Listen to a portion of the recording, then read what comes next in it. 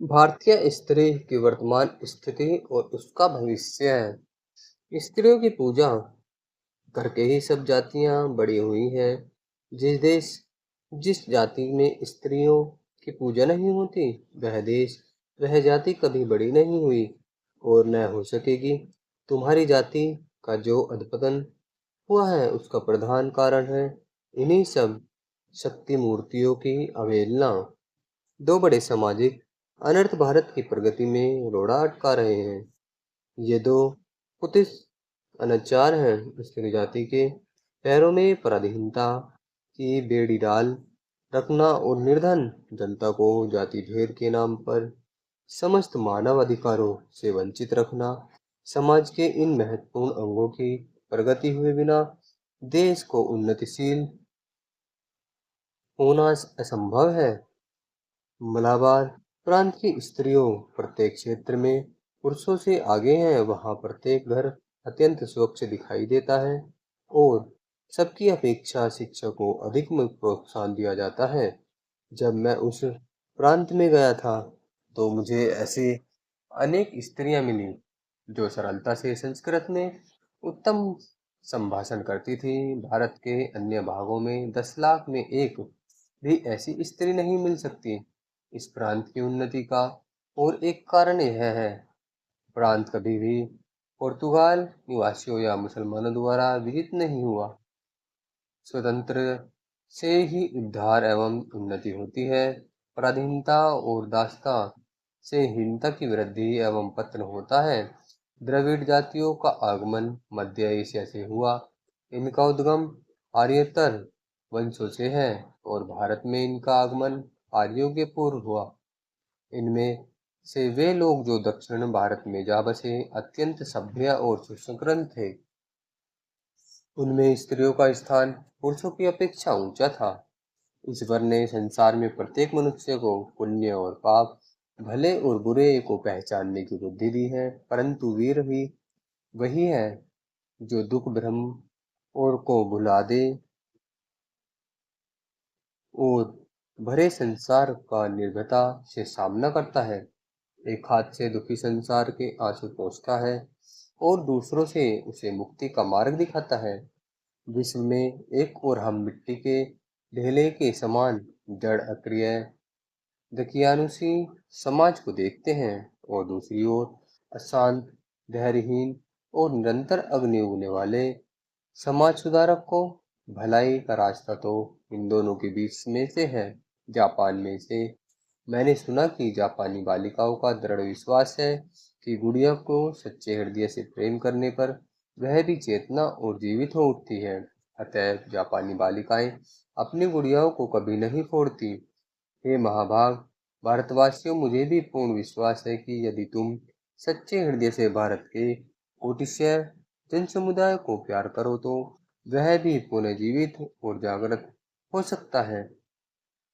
आज भारत के करोड़ों अभागे लाल धनहीन, वित्तहीन, बुद्धिहीन, अशिक्षित, पतित एवं भूखे रहकर आपसी ईर्ष्या, द्वेष और कलह से नष्ट भ्रष्ट हो रहे हैं। भारतवर्ष तभी जागृत और चेतनापूर्ण हो सकता है जब इस देश के सहस्त्रों उदार नवयुवक और नवयुवतियां उदात्त भावनाओं से परिपूर्ण हों, अपनी सांसारिक लालसाओं और सुख संपदा की कामना को ठुकराकर अज्ञान और दारिद्र्य के महासागर में गाते खाते हुए इन कोटि कोटि बंधुओं का उद्धार करने के लिए कटिबद्ध होकर अपनी सारी शक्ति इस महान कार्य में लगा दे।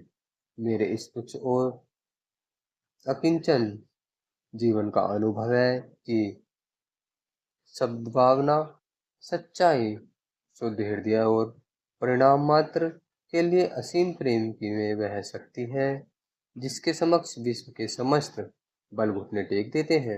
इस प्रकार के दिव्य गुणों से युक्त एक आत्मा भी पाखंड एवं पाशवी वृत्ति से पूर्ण लाखों मनुष्य के दुष्प्रयत्नों को निष्फल कर सकता है।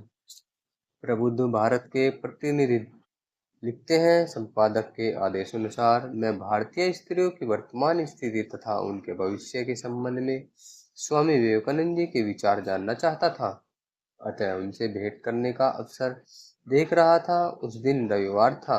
सवेरे का समय हिमालय की एक मनोहर उपत्या में आखिर स्वामी जी से मेरी भेंट हो ही गई। मैंने उनके पास अपना मंतव्य प्रकट किया। स्वामी जी ने कहा, आओ जरा घूम आए। और हम लोग तुरंत विष्णु के उन सुंदरतम प्रकृति दृश्यों के बीच घूमने चल पड़े। कहीं धूप और कहीं छाया से ढके मार्गों से होते हुए हम शांतिपूर्ण ग्रामों में से होकर चले जा रहे थे। कहीं ग्रामीण बच्चे आनंद से खेल कूद रहे थे और कहीं चारों ओर सुनहरे खेत लहला रहे थे। ऊंचे ऊंचे वृक्ष ऐसे दिखाई दिखते देते थे मानो नील गगन को फेद कर उसके पार जाना चाहते हो। खेतों में एक और कुछ कृषक बालाएं हाथों में हंसिया लिए शीत ऋतु के लिए बजरी के भुट्टे काटकर एकत्रित कर रही थी। दूसरी ओर से वो कि एक सुंदर वाटिका दिखाई देती थी जिसमें वृक्षों के नीचे आरक्त फलों के ढेर बड़े ही सुहावने लगते थे। अब हम तलहटी पार कर एक विस्तृत मैदान में आ गए जिसके दूसरी ओर हिमच्छदित नतमस्तक पर्वतराज सुभद्र शुभ्र बादलों को भेद कर अभूतपूर्व सुंदरता से खड़े थे। लंबी स्तब्धता के उपरांत अंत में स्वामी जी ने शांति भंग करते हुए कहा, स्त्री जीवन संबंधी आर्यों और सेमिटिक लोगों के आदर्शों में आकाश पाताल का अंतर है। सेमिटिक लोगों में स्त्री की उपस्थिति ईश्वरोपासना के लिए घातक समझी गई है और इसे कोई भी धार्मिक कृत्य करने का अधिकार नहीं है। यहाँ तक कि भोजन के लिए प्रयुक्त पक्षी को भी काटना उसके लिए निषिद्ध है। इसके विपरीत आर्यों में एक गृहस्थ अपनी पत्नी के बिना कोई भी धार्मिक कर्म नहीं कर सकता। स्वामी जी के मुख से इस प्रकार के अद्भुत विचार सुनकर मैं तो आश्चर्यचकित हो गया और तुरंत पूछा, तो क्या स्वामी जी हिंदू धर्म आर्य नहीं है? स्वामी जी ने बड़ी शांति से कहा, आधुनिक हिंदू धर्म अधिकांशतः एक पौराणिक धर्म है जिसका उद्गम बोधकाल के पश्चात हुआ है। स्वामी दयानंद सरस्वती ने एक स्थान पर लिखा है कि यद्यपि गृहस्थाश्रम में वैदिक रीति के अनुसार होने वाले संस्कार एवं अग्निहोत्र में स्त्री की उपस्थिति अनिवार्य है, तथापि कई स्थानों में प्रचलित रीति के अनुसार वह अपने घर के स्थित शालग्राम शिला या गृह देवता की मूर्ति को हाथ नहीं लगा सकती, क्योंकि इस प्रकार की पूजा का उद्गम पौराणिक काल के उत्तरार्ध में पाया जाता है। अतः आपके अनुसार हमारे देश में पाया जाने वाला स्त्री पुरुष का भेद पूर्णतः बौद्ध धर्म के प्रभाव के कारण है। स्वामी जी, अवश्य जो कुछ भेद आज पाया है या पाया जाता है उसका मूल बौद्ध धर्म में ही वर्तमान है, परंतु यूरोपीय आलोचना से प्रभावित होकर और इसके फलस्वरूप भारतीय एवं यूरोपीय संस्कृति में गहरा भेद देखकर हमें यह न समझ बैठना चाहिए कि भारतीय संस्कृति में स्त्री का अनादर किया गया है। पिछली कई सदियों में भारत की राजनीतिक और सामाजिक स्थिति ऐसी थी कि स्त्रियों की विशेष संरक्षण की आवश्यकता थी। भारतीय स्त्री की वर्तमान दशा का मूलभूत कारण हमारी संस्कृति में स्त्री जाति की हीनता नहीं, प्रत्युत्तर देश की उपयुक्त परिस्थिति ही है।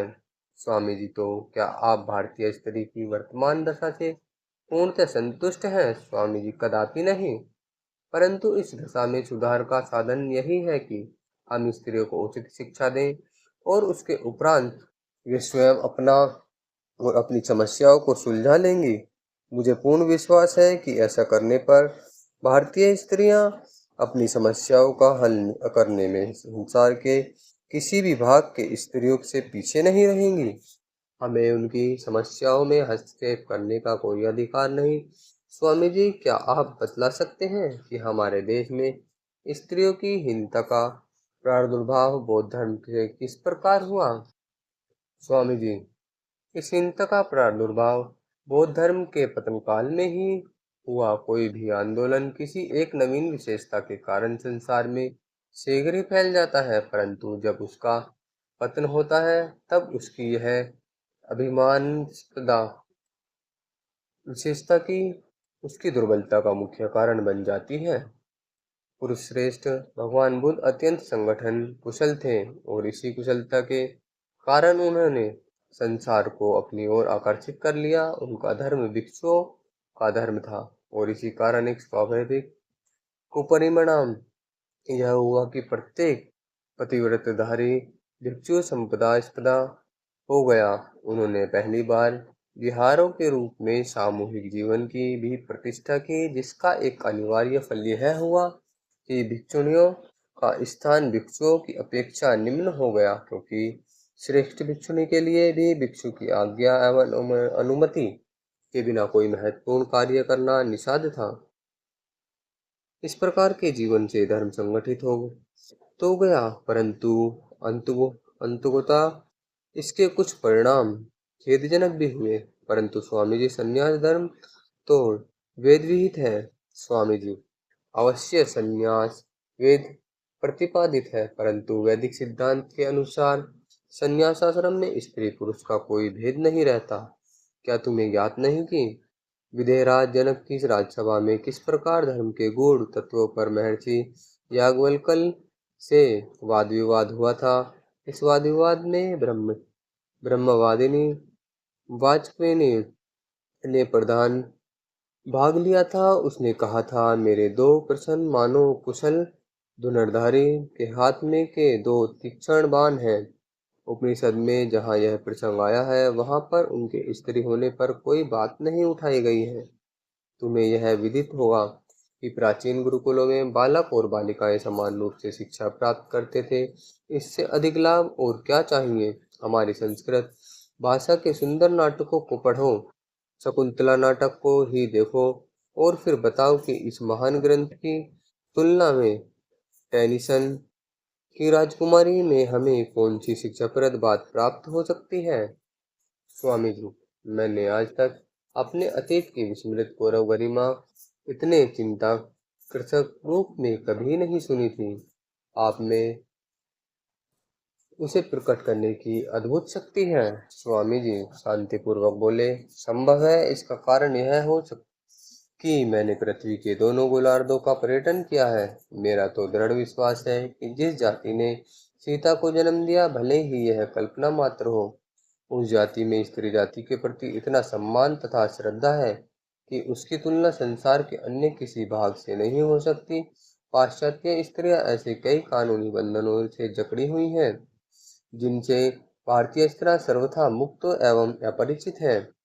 भारतीय समाज में गुण और द्वैत दोष दोनों विद्यमान हैं और यही स्थिति पाश्चात्य समाज की भी है। यह तो मानना ही पड़ेगा कि जगत के सभी भागों में प्रति कोमलता और सत्यनिष्ठा को अभिव्यक्ति करने का प्रयत्न किया जाता है और प्रत्येक देश में इन्हें व्यक्त करने की सामाजिक स्थितियां भिन्न भिन्न होती हैं। जहाँ तक गृहस्थ जीवन का संबंध है, मैं बिना किसी संकोच के कह सकता हूँ कि भारतीय प्रणाली में अन्य देशों की अपेक्षा अनेक सद्गुण हैं।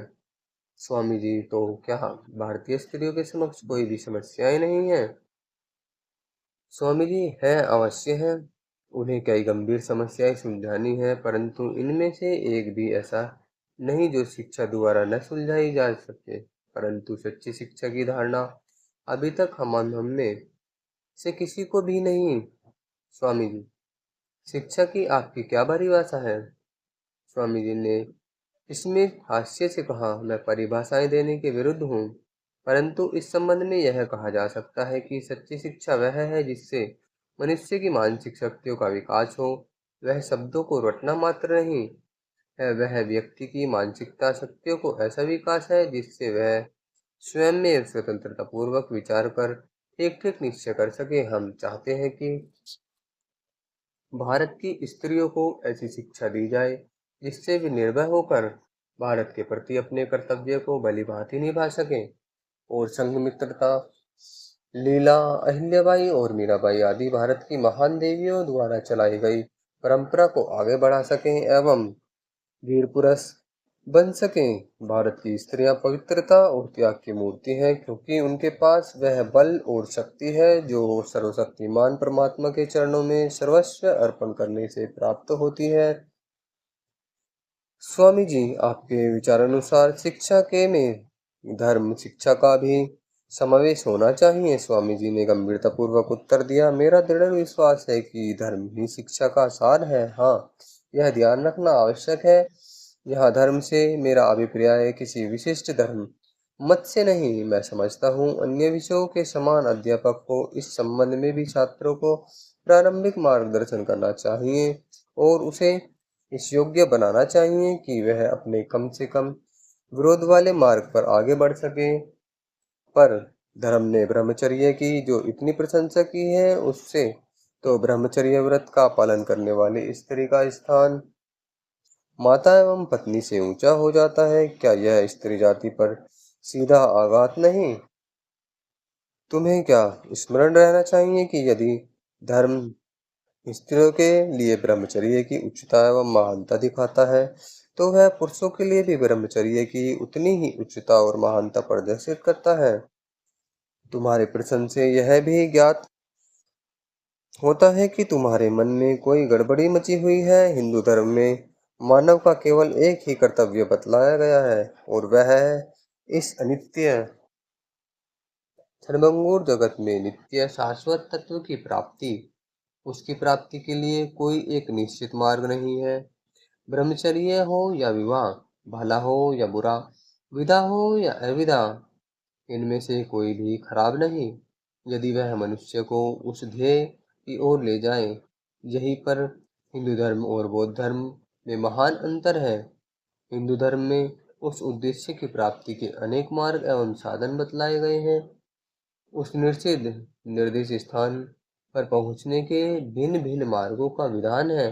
परंतु बौद्ध धर्म में जीवन का प्रधान आदेश बाह्य जगत की क्षणिकता का अनुभव कर लेना ही है और मोटे रूप से वह केवल एक ही मार्ग द्वारा हो सकता है। क्या तुम्हें महाभारत में वर्णित योगी की कथा विदित नहीं, जो क्रोध से उत्पन्न अपनी प्रबल इच्छा शक्ति के प्रभाव से एक खोए और क्रोध को भस्म कर अपनी योग्य शक्ति पर गर्व करने लगा था? फिर यही योगी एक दिन किसी नगर में पहुंचकर देखता है कि एक स्त्री अपने रोगी पति की सेवा शुश्रूषा में निरत है और एक अन्य स्थान में एक धर्मव्याध नामक कसाई मांस की विक्रिया कर रहा है, और इन दोनों को ही अपने कर्तव्य का पूर्णतः पालन करने से पूर्ण ज्ञान की प्राप्ति हो चुकी है। अतः स्वामी जी, आपका इस देश की स्त्रियों के लिए क्या संदेश है? स्वामी जी, मेरा तो इस देश की स्त्रियों के लिए वही संदेश है जो पुरुषों के लिए है। भारत में और भारतीय धर्म में पूर्ण श्रद्धा एवं विश्वास रखो, तेजस्वी बनो, अपने गौरवशाली भविष्य में विश्वास रखो, अपने जीवन एवं धर्म की महत्ता एवं अभिमान रखो, न कि लज्जा, और स्मरण रखो कि हिंदू जाति को संसार के अन्य देशों से कुछ ग्रहण करना तो अवश्य है, परंतु उसे संसार को जो देना है वह लेने की अपेक्षा सहस्त्र गुना अधिक है। धन्यवाद।